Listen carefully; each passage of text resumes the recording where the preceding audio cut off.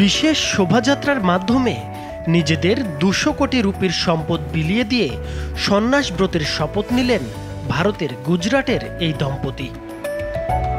রাজকীয় পোশাকে সেজে প্রায় ৪ কিলোমিটার পথের এই যাত্রায় নিজেদের সব সম্পদ বিলিয়ে দেন তারা। এ সময় নগদ অর্থের পাশাপাশি বাড়ির এসি থেকে শুরু করে স্মার্টফোনও দান করেন এই দম্পতি। এরপর দেশজুড়ে ভিক্ষা করেই বাকি জীবন কাটাবেন বলে শপথ করেছেন তারা।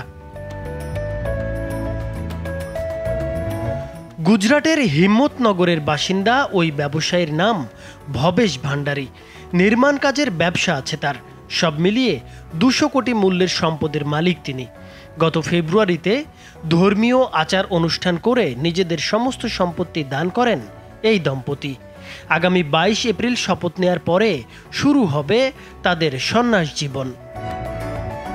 জানা গেছে, সন্ন্যাস হতে হলে সংসারের সঙ্গে সমস্ত বন্ধন কাটিয়ে ফেলতে হবে তাদের। কোনো সম্পত্তিও রাখতে পারবেন না।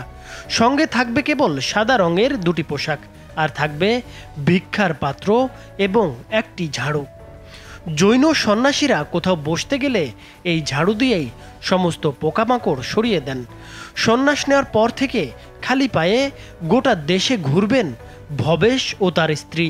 ভিক্ষার অর্থেই চলবে তাদের জীবন। উল্লেখ্য, ২০২২ সালে সংসারের মোহ কাটিয়ে সন্ন্যাস নেন তাদের ১৯ বছরের মেয়ে ও ১৬ বছরের ছেলে। সন্তানদের দেখেই অনুপ্রাণিত হয়েছেন তারা।